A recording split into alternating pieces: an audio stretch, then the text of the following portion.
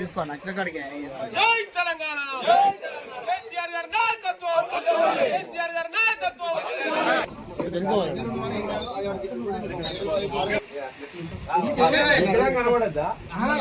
కేసీఆర్ గారి నాయకత్వం సుర్వానా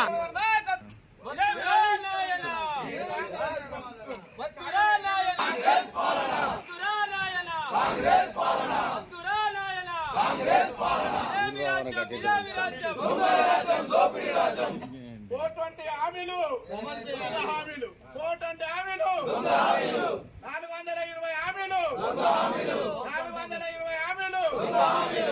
420 రోజులైనా 420 హామీలు అమలు చేయాలి. ఇదే మీ రాజ్యం ఇదే మీ రాజ్యం ఇదే మీ రాజ్యం ఇదే మీ రాజ్యం మధురా నాయన మధురా నాయన జై తెలంగాణ జై తెలంగాణ కేసీఆర్ గారి నాయకత్వం కేటీఆర్ గారి నాయకత్వం కేటీఆర్ గారి నాయకత్వం జై తెలంగాణ. రైతు పండుగ చేసుకుంటే వాళ్ళ కాంగ్రెస్ ప్రభుత్వంలో రైతు పస్తులు ఉండాల్సిన పరిస్థితిని తీసుకొచ్చిన ఇందిరమ్మ రాజ్యంలో వాళ్ళ ప్రజలు ఏ విధంగా ఆందోళన చెందుతున్నారనే ప్రతి విషయాన్ని ప్రజల మధ్యకు తీసుకెళ్లి ప్రజాక్షేత్రంలో నిలబెట్టడానికి ఒక గొప్ప కార్యక్రమాన్ని తీసుకున్న కేటీఆర్ గారి నాయకత్వంలో వాళ్ళ న్యాయంగా ప్రజలకు రావాల్సిన ముఖ్యమైన హామీలు వాళ్ళ రైతు బంధు కానీ రైతు రుణమాఫీ ఈ రోజు వరకు పూర్తిగా అమలు కాలేదు. రైతు బంధు ఇప్పటికే ఎగ్గొట్టే ప్రయత్నం చేస్తా ఉన్నారు. అదేవిధంగా తులం బంగారం ఆడపడుచులకు ఇవ్వలేదు. 2500 రూపాయలు ప్రతి మహిళకి ఇస్తానని ఎగ్గొట్టడం జరిగింది. స్కూటీలు ఇస్తానని ఎగ్గొట్టడం జరిగింది. అంబేద్కర్ బంధు 12 లక్షలు ఇస్తానని ఎగ్గొట్టడం జరిగింది. అదేవిధంగా ప్రతి ఒక్కరికి చదువుకున్న PhD చేసిన విద్యార్థికి 1 లక్ష రూపాయల స్కాలర్షిప్ ని ఇద్దానని ఎగ్గొట్టడం జరిగింది. వాళ్ళ హాస్టళ్లలో నిన్న కూడా 40 మంది వాళ్ళ విద్యార్థులు అస్వస్థకు గురయ్యారంటే రాష్ట్ర ప్రభుత్వం ఏ విధంగా ఉన్నదో వీటన్నిటిని నిరసిస్తూ ఇవాళ కార్యక్రమం తీసుకున్న కేటీఆర్ గారి నాయకత్వంలో జిల్లా అధ్యక్షుడు శ్రీ బాలకృష్ణ గారి నాయకత్వంలో ప్రజాక్షేత్రంలో ప్రజల మధ్యలోనే కాంగ్రెస్ ప్రభుత్వాన్ని ఎండగట్టడానికి తీసుకున్న నిర్ణయాల్లో మేమందరం కట్టుబడి పనిచేస్తామని సందర్భంగా తెలియజేస్తాం.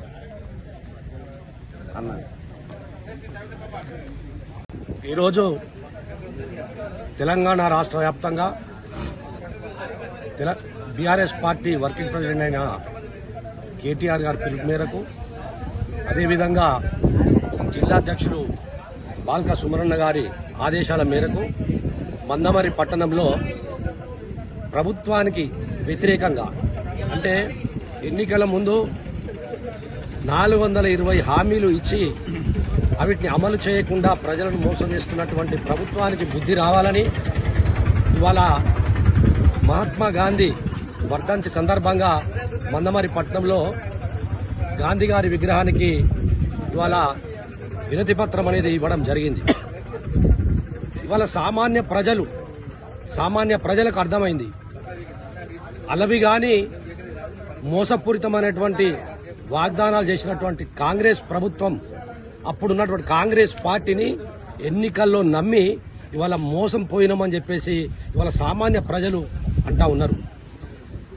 420 హామీలు ఇచ్చి కనీసం ఒక్కటన్నా అమలు చేయకుండా ఇవాళ తెలంగాణ ప్రజలను, రైతులను, యువకులను, ఇవాళ కార్మికులను అందరినీ కూడా మోసం చేసినటువంటి ప్రభుత్వం కాంగ్రెస్ ప్రభుత్వం అని ప్రజలు, కార్మికులందరూ అనుకుంటా ఉన్నారు.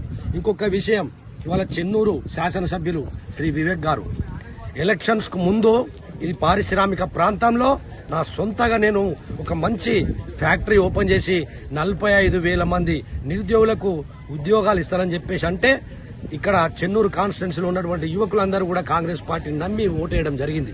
కానీ సంవత్సరం 13 నెలలు గడిచినా కూడా అసలు ఏం ఇంతవరకు పారిశ్రామికంగా ఏదో ఫ్యాక్టరీ పెట్టింది లేదు, ఒక్క మనిషికి ఉద్యోగం ఇచ్చింది లేదు.